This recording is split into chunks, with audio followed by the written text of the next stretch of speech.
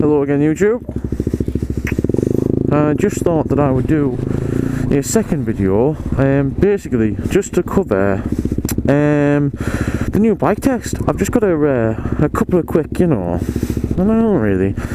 wouldn't call it rants, but just inquiries. I mean, obviously I'm 18, and a couple of my friends have passed their bike test. I mean, I wasn't so bothered about passing my bike test. It doesn't really do nothing for me. I've been on a 125 obviously since I was 17, and the way I see my KTM is it's just a tool just to get me from A to B, really. I mean, don't get me wrong, I love biking. I come from a biking family, you know what I mean? Which of course in the summer you'll see I'll be uploading my dad riding his GSXR 750 on YouTube. I'll be uploading that. I'll be uploading some of my mates. You know, one of my mates has got I've heard it's quite a rare bike. He's got an MZ 660 single.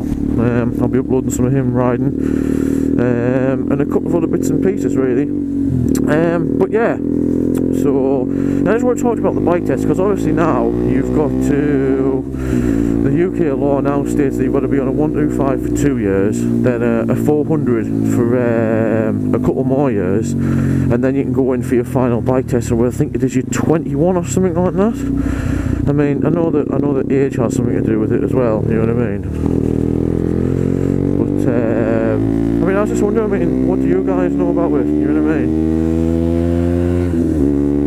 You guys know much more about the test than I do.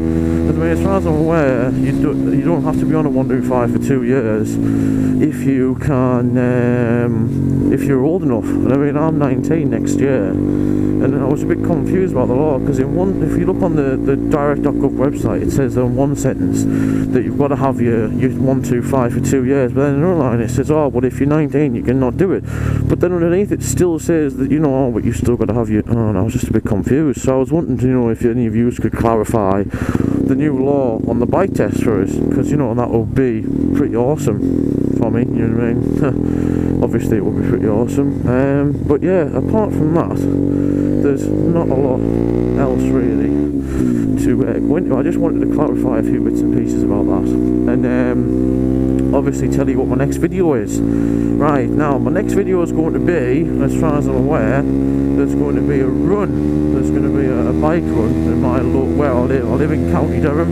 I'm not sure if any of you know where County Durham is, in the great UK of England land, but it's up the northeast, and we do all sorts of biker rides out. It's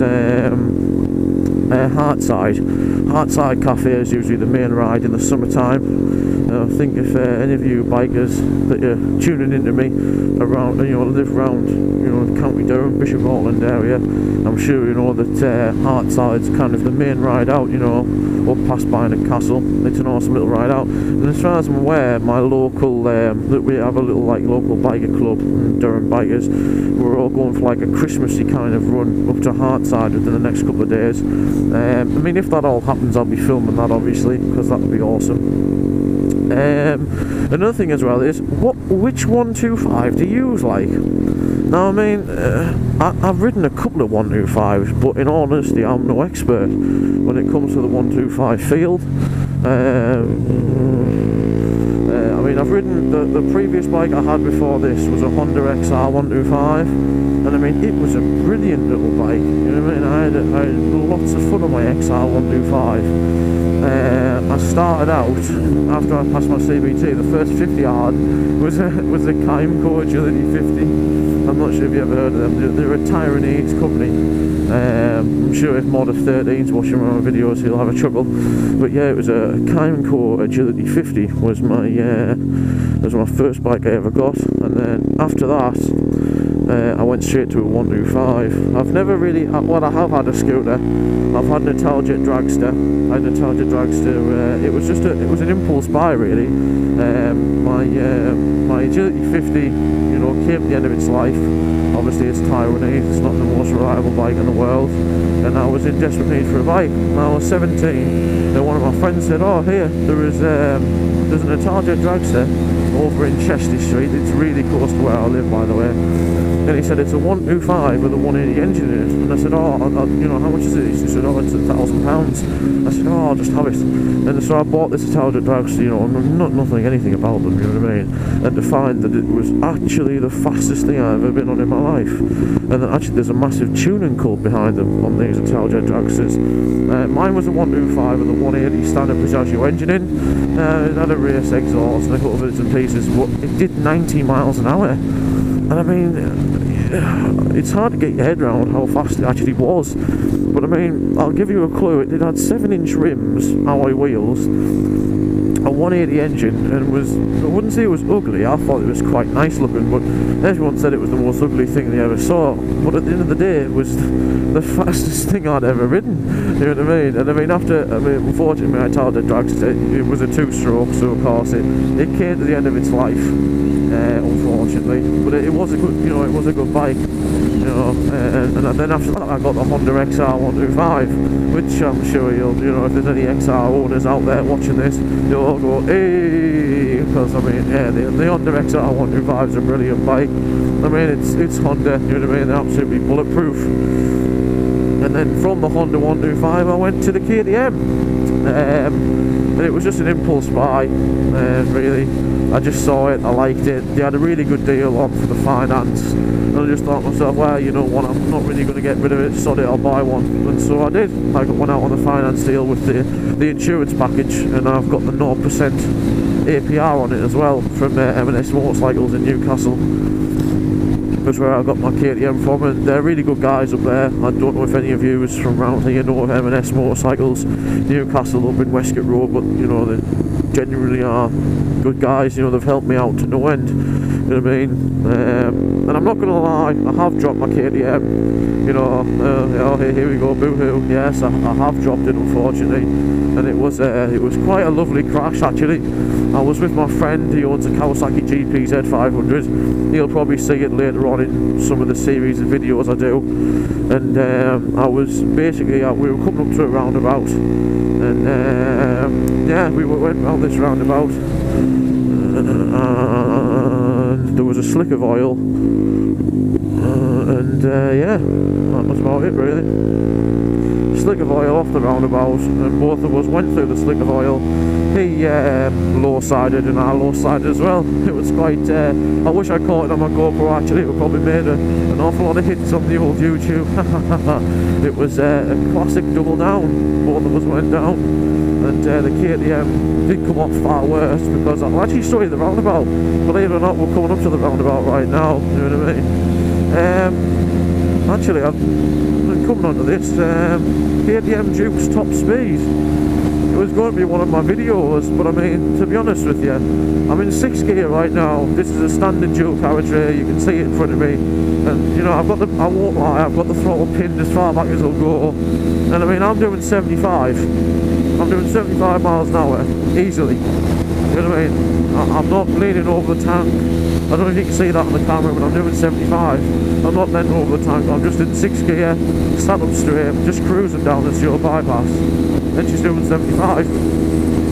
I think that's a really good speed for a 125, in all fairness. I mean, I've had 86 out of her down a massive bank, and I really was then over the tank. But I mean, what more do you want it to do? It's a 125. But I mean, I love it. She has brilliant fuel economy, and for a 125 I think she goes really well. And this was it.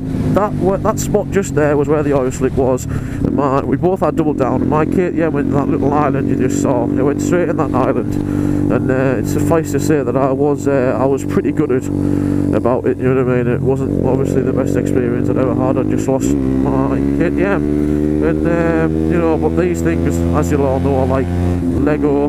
They go together pretty easy.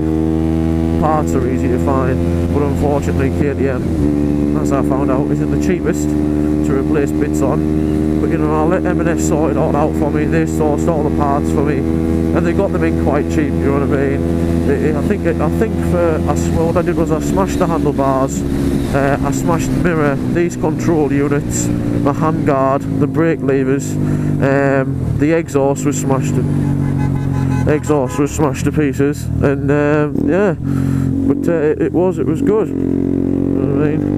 It was definitely good, and I don't actually know who that was, but you know, never mind.